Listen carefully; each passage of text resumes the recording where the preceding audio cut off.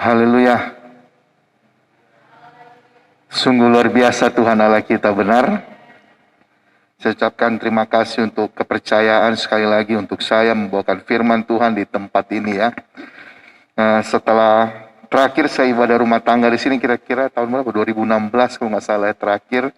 Setelah itu saya sudah harus pergi dan ya puji Tuhan malam ini masih sempat lagi beribadah bersama saudara-saudara tempat ini ya sebelum saya kembali lagi. Malam hari ini mari kita lihat salah satu perumpamaan daripada Tuhan Yesus.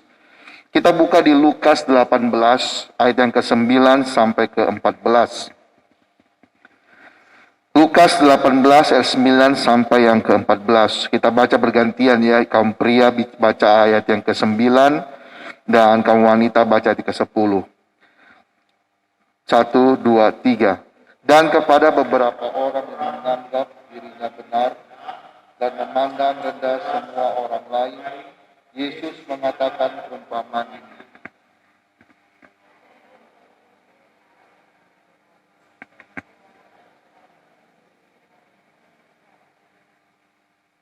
Orang Farisi itu berdiri dan berdoa dalam hatinya begini, ya Allah, aku mengucap syukur kepadamu karena aku tidak sama seperti orang lain, bukan perampok, bukan orang lain, bukan berzina, bukan juga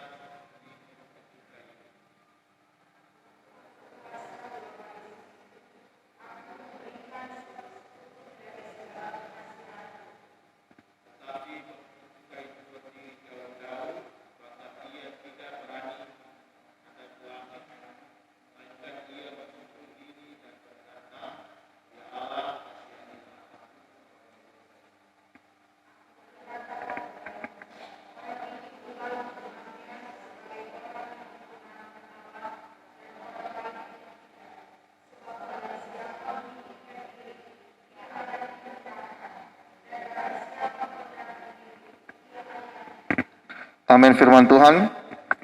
Jadi saudara-saudara, ini adalah perkataan Yesus sendiri ya. Bukan perkataan Rasul Paulus, bukan perkataan Petrus, bukan perkataan Yohanes, atau bahkan bukan perkataan murid-murid Yesus yang lainnya. Tapi ini adalah perkataan Yesus sendiri, adalah pengajaran Yesus sendiri. Dan di sini Yesus mengajarkan kepada orang-orang pada zaman itu ya, tentang bagaimana orang yang menganggap dirinya benar, dan orang yang memandang rendah orang lain. Di sini setelah kita baca firman ini, ada dua orang yang Tuhan bawa di dalam konteks ini ya. Yang pertama orang Farisi, dan yang kedua itu adalah pemungut cukai. Nah, kita semua pasti tahu ya orang Farisi dalam Alkitab itu seperti apa. Orang Farisi adalah orang yang mempelajari firman Tuhan siang dan malam.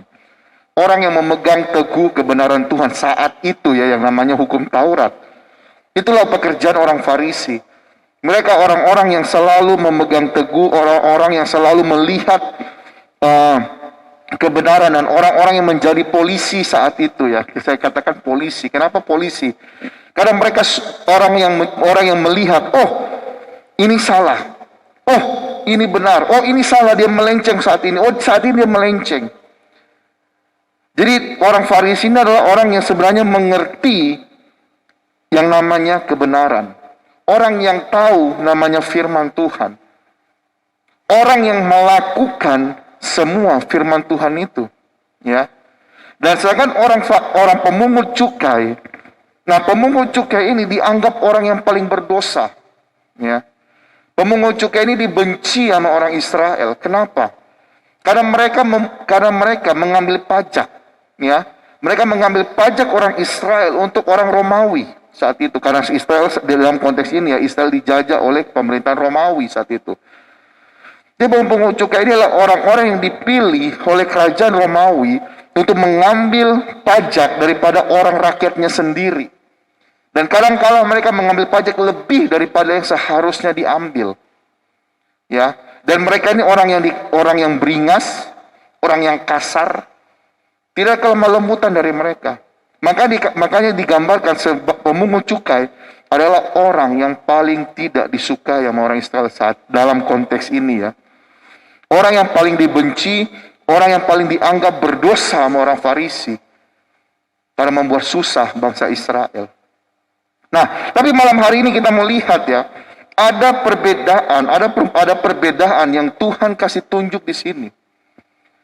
Tuhan mengambil saat bagaimana kedua orang ini masuk ke dalam hadirat Tuhan. Orang Farisi, orang yang benar di mata manusia ya, saya katakan benar di mata manusia karena kita udah baca tadi, dia tidak benar di mata Tuhan. Orang yang benar di mata Tuhan, orang yang dilihat orang lain melihat mereka adalah orang yang kudus. Orang lain melihat mereka adalah orang yang sempurna. Rakyat melihat mereka adalah orang-orang yang mampu melakukan hukum Taurat. Tapi Tuhan katakan di sini bahwa saat mereka berdoa, mereka malah ngomong kayak gini, Tuhan, terima kasih saya tidak seperti dia. Terima kasih saya tidak mencuri. Terima kasih saya tidak berbohong. Di sini katakan apa? Terima kasih aku bukan perompak, aku bukan orang lalim. Terima kasih aku bukan orang pesina. Dan bahkan seperti pemungut cukai ini. Dan maka dia berkata 12, Tuhan aku berpuasa 2 kali seminggu. Aku memberikan 1/10 dari segala penghasilanku. Yang dia buat ini benar nggak saudara? Maksudnya semua perkataannya dia nggak berdosa, dia nggak berzina, dia bukan perampok, dia berpuasa, dia memberikan persepuluhan. Itu adalah hal-hal yang disukai oleh Tuhan, benar? Betul tidak saudara? Hal-hal ini adalah hal-hal yang disukai oleh Tuhan. Tapi pertanyaannya, kenapa malah Tuhan menolak dia? Di ayat 14 itu sangat jelas dikatakan, dan orang lain itu tidak.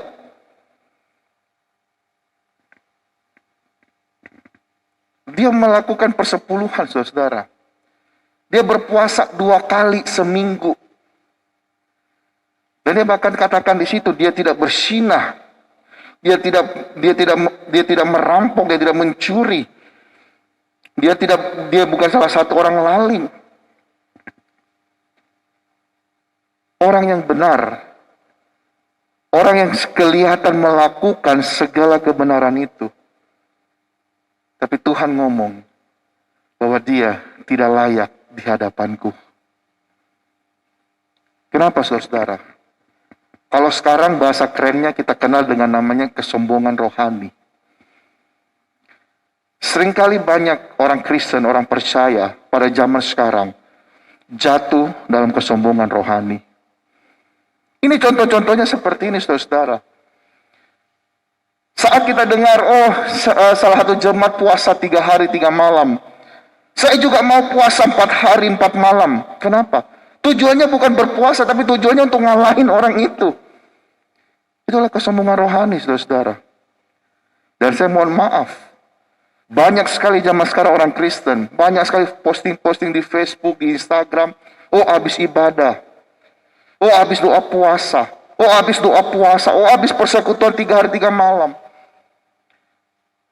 Pertanyaannya, bagaimana sikap hatimu di balik postingan itu? Ada amin saudara? Mengerti maksud saya? Postingan itu tidak salah ya. Saya bukan berkata bahwa itu nggak boleh diposting. Nggak masalah dengan hal itu.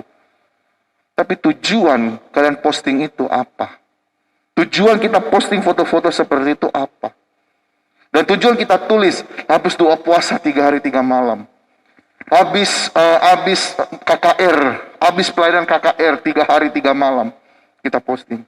Nggak masalah dengan hal itu. Tapi jaga sikap hati kita. Ada amin saudara? Jangan sampai kita posting, supaya dilihat pendeta sana kalau aku ini lebih terkenal. Nah, hati-hati saudara ya. Atau doa puasa 3 hari 3 malam di pastori. Supaya nanti Ci ini lihat, supaya dia nggak datang, jadi tapi aku datang. Hati-hati saudara ya. Atau kita posting mobil baru, berkat Tuhan, nggak masalah. Tapi jangan sampai pas kita tindis, mudah-mudahan si A lihat ya, aku dapat mobil baru. Itu masalah saudara. Ada haleluya. Mengerti ya maksud saya kesombongan rohani? Saya nggak mempermasalahkan. Tidak masalah kita posting, kita kasih tahu, ini puji Tuhan, ini berkat dari Tuhan. Nggak masalah. Tapi jangan sampai dalam sikap hati kita, Oh, supaya si sana lihat, si sono lihat aku punya mobil baru. Tapi kedoknya bersyukur Tuhan kasih berkat yang baru. Tapi tujuan hatinya supaya orang lihat saya punya mobil baru. Hati-hati saudara. Jangan sampai terjadi pada kita di zaman sekarang dan Tuhan bilang, aku tidak berkenan dengan orang-orang ini. Dan Tuhan sangat jelas, Tuhan bilang ini adalah orang-orang Farisi. Orang-orang yang kelihatannya rohani. Orang-orang yang kelihatannya kudus. Tapi karena satu sikap hatinya yang memandang rendah orang lain. Di ayat yang ke-9 dikatakan dengan jelas. Orang yang menganggap dirinya benar. Orang yang menganggap bahwa dia kudus. Orang yang menganggap bahwa dia suci. Orang yang menganggap bahwa dia sudah melakukan semua kebenaran. Itu adalah kesombongan rohani, saudara. Dan ini sangat berbahaya. Mungkin di masa pandemi seperti ini, ada beberapa jemaat yang mungkin gak pernah datang ibadah. Dan saudara datang ibadah. Saudara gak bisa ngomong, si itu gak pernah datang ibadah, memang imannya lemah. Gak punya iman. Kita gak bisa ngomong seperti itu. Karena bisa saja dia ibadah di rumah. Dan persembahannya, ibadahnya, itu lebih berkenan daripada kita datang di gereja.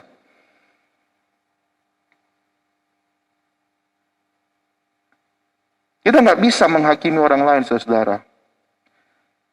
Karena hanya Tuhan yang layak untuk menghakimi manusia. Ada amin? Tapi kita sesama manusia, kita nggak layak menghakimi manusia yang lainnya. Dan bahkan di sini dibandingkan dengan pemungut cukai. Yang saya katakan dari pemungut cukai adalah orang berdosa, orang yang nggak dianggap, orang yang hina di hadapan orang Israel. Tapi kenapa dia bisa Tuhan terima di hadiratnya? Kuncinya cuma satu. Ayat 13. Tetapi pemungut cukai itu berdiri jauh-jauh. Bahkan ia tidak berani menghadap ke langit. Melainkan ia memukul diri dan berkata, Ya Allah, kasihanilah aku orang berdosa ini. Kenapa dia bisa layak di hadapan Tuhan? Karena dia sadar dia punya kesalahan. Dia sadar dia nggak sempurna. Dia sadar dia menyadari bahwa ada sesuatu dalam hidupnya yang tidak beres di hadapan Tuhan. Sehingga saat dia datang di hadapan Tuhan, dia ngomong apa? Tuhan, ampuni hamba. Dia merendahkan dirinya dan ngomong, Tuhan ampuni hamba. Kita sudah dengar banyak khotbah tentang kerendahan hati, benar? Tapi apakah sudah kita mempraktekannya di dunia ini? Salah satu hal yang gampang kerendahan hati, saudara. Saat kita berselisih dengan istri kita. Untuk yang belum menikah, mungkin berantem dengan teman apa dengan orang lain. Ya. Pernahkah kita minta maaf kepada mereka? Saat suami istri sedang bertengkar, pernahkah ada kata maaf keluar dari mulut kita?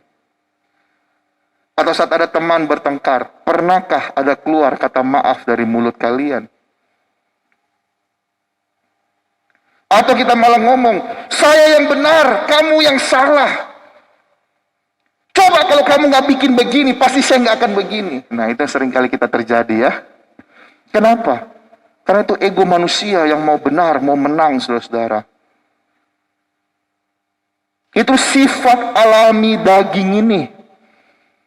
Kita mau menang, ego kita mau merasa menang, ego kita mau merasa hebat. Tapi kalau kita mau berkenan di hadapan Tuhan, kita harus merendahkan diri kita. Ada amin? Kita harus merendahkan ego kita.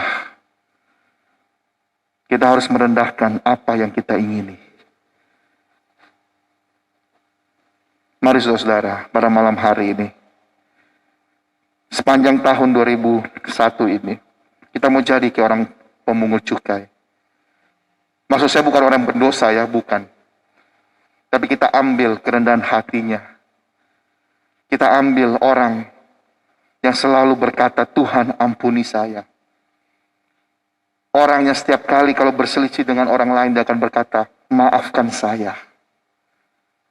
Dia nggak peduli siapa benar, siapa salah. Dia akan datang bilang, maafkan saya terlebih dahulu. Karena hanya orang-orang seperti ini yang Tuhan katakan, orang yang dibenarkan Allah. Ada amin. Ayat 14 Tuhan berkata, aku berkata kepadamu, orang ini pulang ke rumahnya sebagai orang yang dibenarkan Allah, dan orang lain itu tidak. Ada haleluya saudara. Jangan sampai semua hal kita sia-sia. Jangan sampai doa puasa kita sia-sia. Jangan sampai pelayanan kita sia-sia. Karena kesombongan rohani itu. Tapi mari kita mau merendahkan hati kita. Kita mau menjadi seperti pemungut cukai ini. Yang tidak mau menghakimi orang lain. Tapi melihat kesalahan dirinya. Dia merendahkan hatinya di hadapan Tuhan. Dan Tuhan katakan, orang ini dibenarkan oleh Allah. Ada amin saudara? Demikianlah firman Tuhan malam hari ini, saya kembalikan kepada yang